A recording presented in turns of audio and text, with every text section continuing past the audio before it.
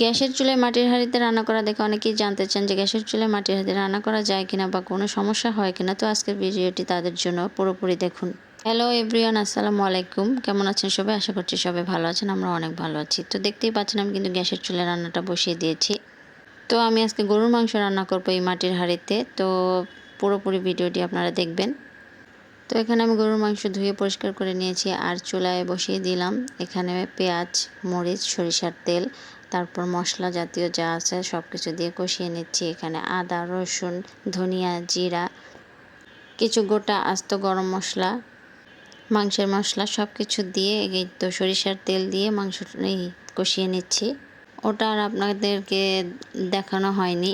তো যেটা বলছিলাম, আসলে গ্যাসের চুলায় মাটির হাঁড়িতে রান্না করতে গেলে কিছু সতর্কতার নিয়ম মেনে চলতে হয়। তো সেভাবে রান্না করলে কোনো সমস্যা হয় না।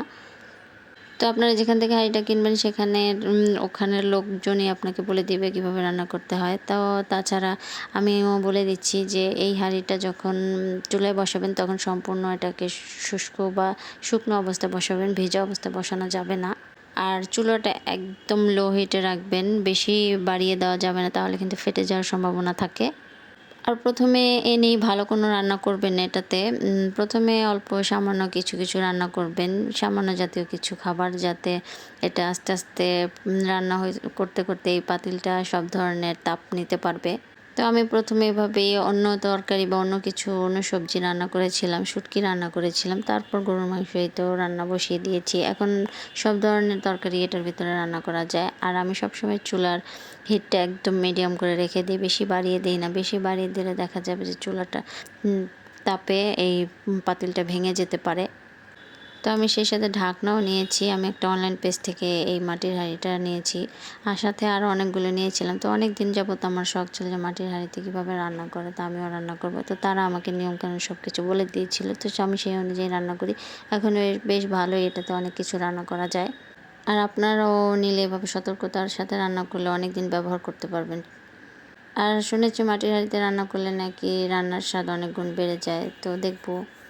আর আসলে আমার এই রান্নাটা অনেক বেশি মজা হয়েছিল। তো আমি এখানে মাংসটাকে কষিয়ে এর ভিতরে টমেটো দিয়েছি। টমেটো দিলে কিন্তু তরকারির স্বাদ অনেকটা বাড়ে। অনেকে দেয়, অনেকে দেয় না। গরুর মাংসতেও দেয়, মুরগির মাংসতেও দেওয়া যায়।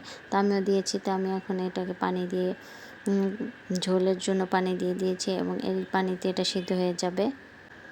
আপনারা যেভাবে গরুর মাংস রান্না করেন, যেভাবে রান্না করেন সেভাবেই রান্না করতে পারবেন, কোনো সমস্যা নেই। আর আমি এখন অল্প পরিমাণে গরুর মাংসই রান্না করেছি, 1 কেজির থেকেও কম। তো এখানে কিছু গোটা রসুনও দিয়ে দিলাম। এই রসুনটা দেওয়ার ফলে মাংসের স্বাদটা আরও বেশি বাড়বে, আর রসুনগুলো খেতেও কিন্তু অনেক বেশি ভালো লাগে। তো একেবারেই চুলা কিন্তু বাড়ানো যাবে না, বারবারই বলে দিচ্ছি আপনাদেরকে, চুলা কিন্তু বাড়ানো যাবে না, ওইভাবেই রান্না করতে হবে। আর যেহেতু মাটির হাঁড়ি, তো এটা অনেক গরম থাকে।